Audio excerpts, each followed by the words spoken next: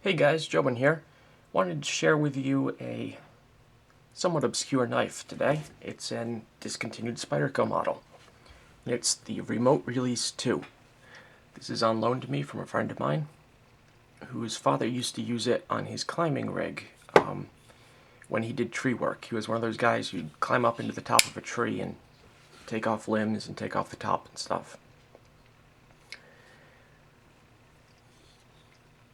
And you may immediately notice the lack of a pocket clip, and instead this clip arrangement here.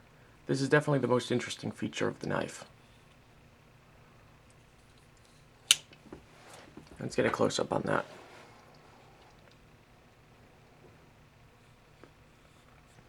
See that little spring there in this switch? When you pull back on the switch, it opens the gate on the hook.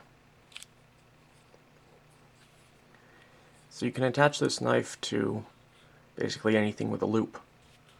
Some type of tool belt, or just the belt loop on your pants. It's a kind of neat design. There are a few other knives on the market currently. Well, this one isn't on the market anymore. There are a few knives on the market currently that have something similar to this in the sense of having a hook back here. But this is the only one I've ever seen that had this sort of disengagement mechanism. It's really pretty neat. Let's take a look at the blade. It's VG10, fully serrated. I believe this knife was only ever available fully serrated. And it has a sort of unusual appearance to it. It has a very high hump for the spider hole, and it has a sort of concave section here with a swedge out of it. Gives a very dramatic appearance. The knife overall, by the way, reminds me of nothing so much as a slightly overgrown Delica. Well, not overgrown in size, but there are parts of it that are a little bulkier. For example, the blade is a bit thicker at its widest points. A little deceptive here because of that swedge I mentioned. A much thicker tip. Very similar proportions overall, though.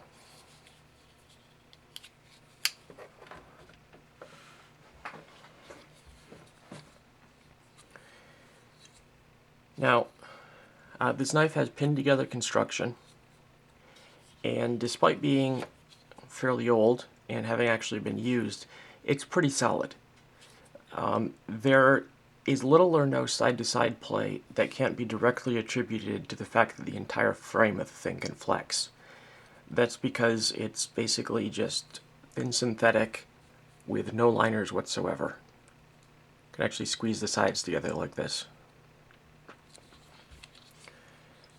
And another possible slight weakness to the design, it's a little unusual. There's not really anything holding it together back here. And you can actually make it sort of gap with just pretty casual pressure from your finger.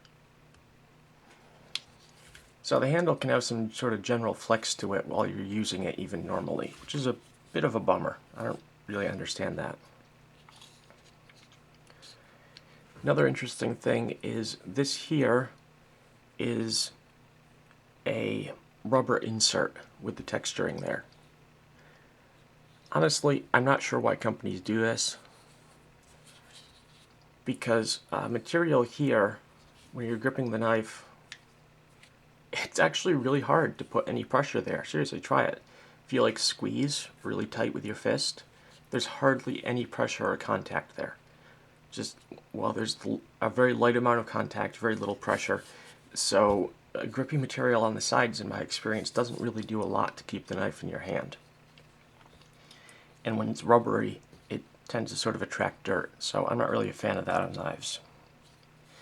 The handle is quite comfortable, though, and the sort of rib made by the, what would you call it, the latch mechanism, your fingers tend to go right past it and sort of rest on it like a shelf. It's actually very pleasing. But anyway, it's a sort of interesting knife, and I've never seen a lot about it before, so I thought I'd share with you guys. I hope you enjoyed this little look at it. This is Jonathan signing. Jonathan? Well, that's my real name.